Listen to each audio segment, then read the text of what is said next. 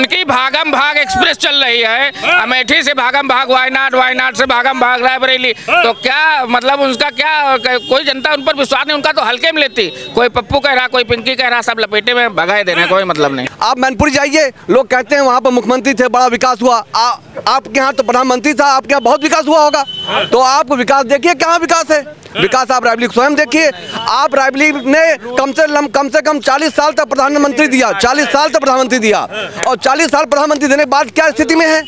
अब हमें प्रधानमंत्री चाहिए, अब हमें रायबरेली का बेटा चाहिए जो हमारे लिए लड़ाई लड़े, हमारे कामों को कराए। हमें प्रधानमंत्री नहीं चाहिए। सबसे ज्यादा प्रधानमंत्री देने के बाद भी आज रायबरेली स्मार्ट सिटी नहीं बन पाया। क्यों नहीं बन पाया, आप इसको जानते हैं? इसका कारण क्या है? सोनिया गांधी पिछले 8 साल रायबरेली में सिर्फ 8 साल में सिर्फ 2 बार आई हैं। नमस्कार, आप देख रहे हैं हेडलाइंस इंडिया। मेरा नाम है विनोद शर्मा।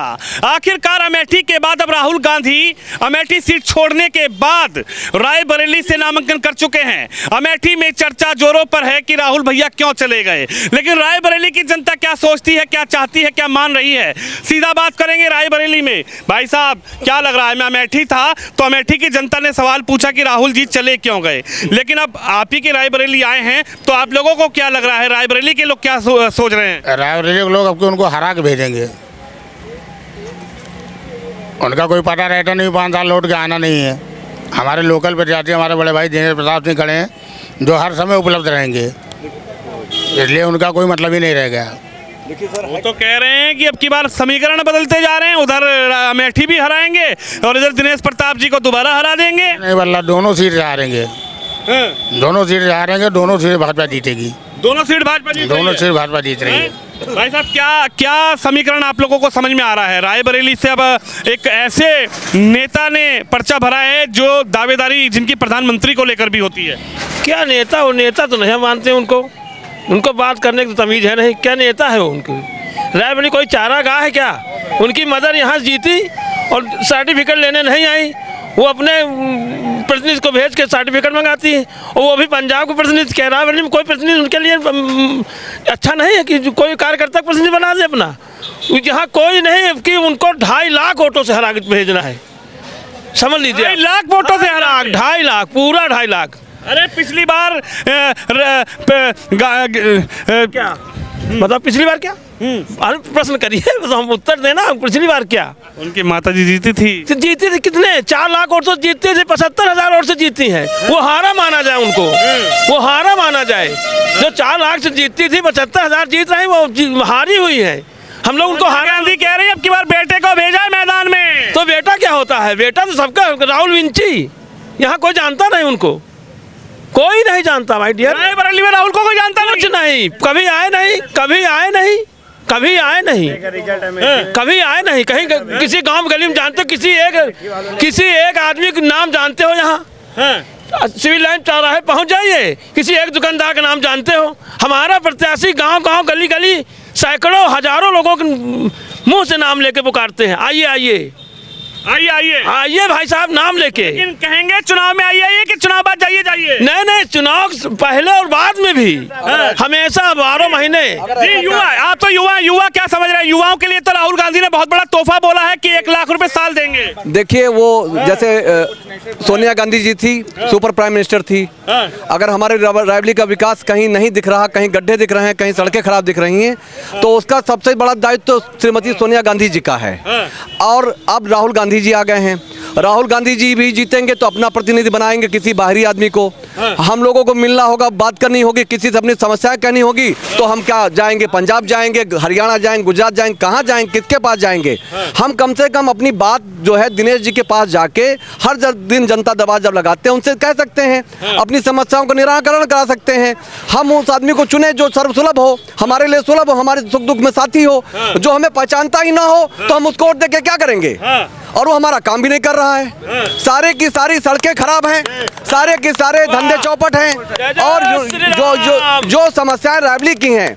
आप मैनपुरी जाइए, लोग कहते हैं वहाँ पर मुख्यमंत्री थे, बड़ा विकास हुआ। आपके यहाँ तो प्रधानमंत्री था, आपके यहाँ बहुत विकास हुआ होगा। तो आप विकास देखिए, कहाँ विकास है? विकास आप रायबरेली स्वयं देखिए। आप रायबरेली ने कम से कम 40 साल तक प्रधानमंत्री दिया, 40 साल तक प्रधानमंत्री दिया, और 40 साल प्रधानमंत्री देने के बाद क्या स्थिति में है? अब हमें प्रधानमंत्री नहीं चाहिए, अब हमें राबड़ी का बेटा चाहिए जो हमारे लिए लड़ाई लड़े, हमारे कामों को कराए। हमें प्रधानमंत्री नहीं चाहिए। कोई कहता प्रधानमंत्री नहीं चाहिए। राहुल गांधी तो पूरे देश में यात्रा कर रहे हैं, लड़ाई लड़ रहे हैं, वो कह रहे हैं मोदी हटाएंगे अब की बार। देखिए इस बार उनका सुपड़ा रायबरेली और अमेठी दोनों जगह साफ होने जा रहा है। मोदी जी कह रहे हैं 400 पार, और 400 पार में 400 में पार के बाद 2 सीटें रायबरेली और अमेठी भी दे रही है जनता। इसलिए दे रही है क्योंकि रायबरेली एक ऐसी सीट है जिसने देश को सबसे ज़्यादा प्रधानमंत्री दिए हैं जी। सबसे ज़्यादा प्रधानमंत्री देने के बाद भी आज रायबरेली स्मार्ट सिटी नहीं बन पाया। क्यों नहीं बन पाया आप इसको जानते हैं? इसका कारण क्या है?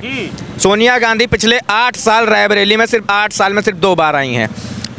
8 साल में सिर्फ 2 बार आई हैं। वो दोनों बार नामांकन करने, पहली बार अपने लिए 2019 में नामांकन करने 3 साल बाद आई थी, और 5 साल बाद अपने बेटे के लिए नामांकन करने। उनका प्रत्याशी नामांकन करने हेलीकॉप्टर से आता है, डीएम ऑफिस उतरता है, नामांकन करके चला जाता है। कितने गांव विकास की बात ये लोग करते हैं, मैं बताता हूँ विकास कहाँ है। रायबरेली का विकास आप बताइए क्या है?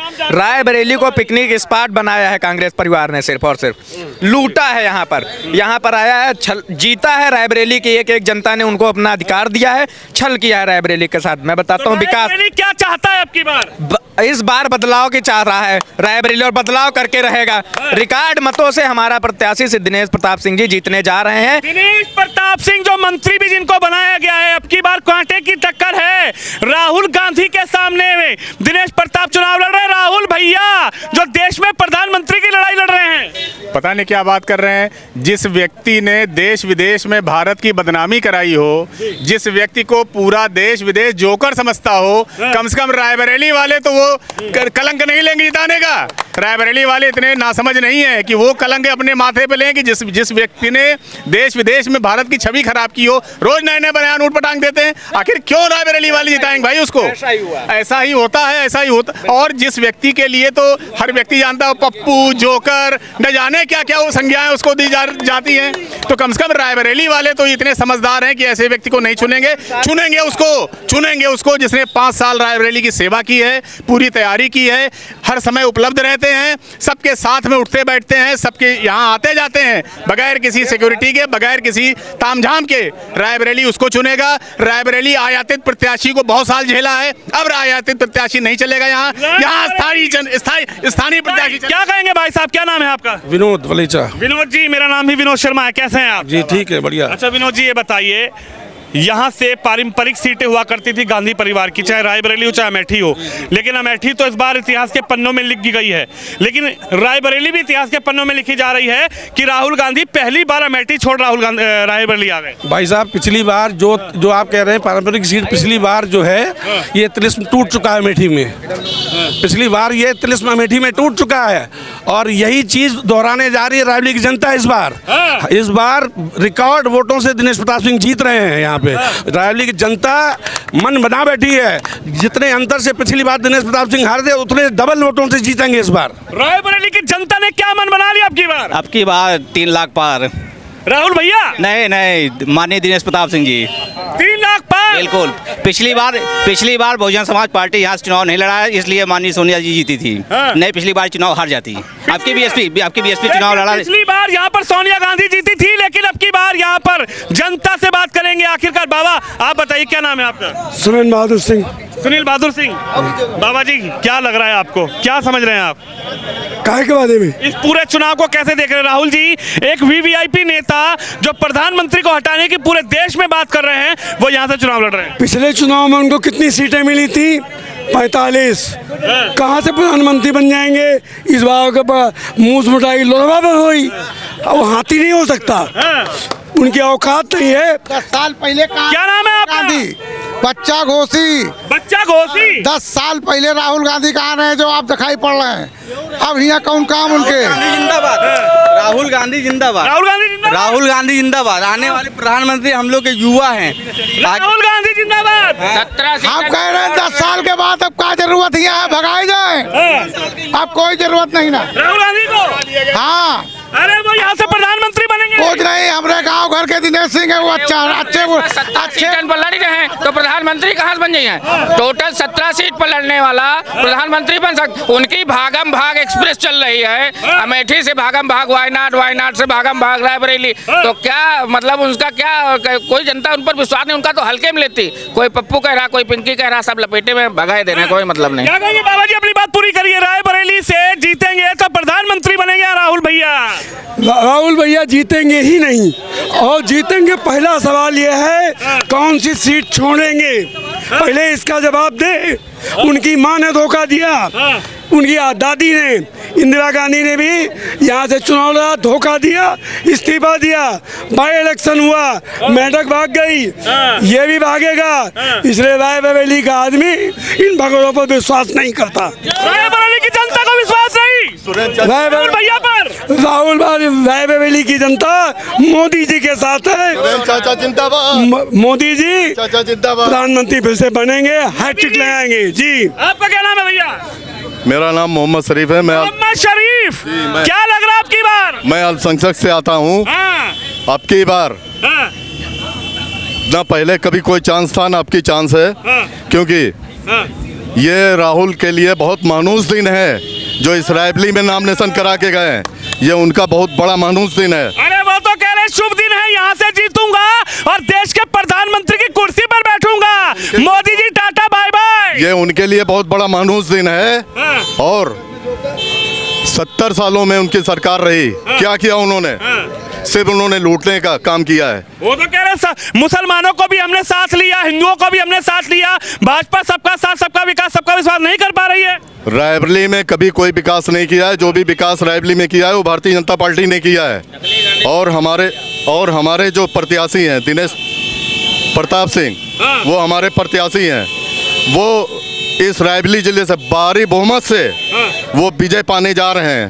दिनेश प्रताप सिंह वो जीते हुए हैं। लेकिन ये बताइए, राहुल भैया ने तो अखिलेश भैया से गठबंधन किया है और आप मुस्लिम हैं, तो राहुल की और अखिलेश की किस गठबंधन वाली जोड़ी पर क्या मुसलमान मोहर नहीं लगाएगा? वो एक नंबर के झूठे हैं, चाहे वो राहुल हो, चाहे प्रियंका हो, और चाहे वो सोनिया जी हो। एक नंबर के झूठे हैं, मक्कारी करते हैं वो। रायबरेली को उन्होंने जो है कंगाल बना दिया और सिर्फ मुसलमानों को लूटने का काम किया है।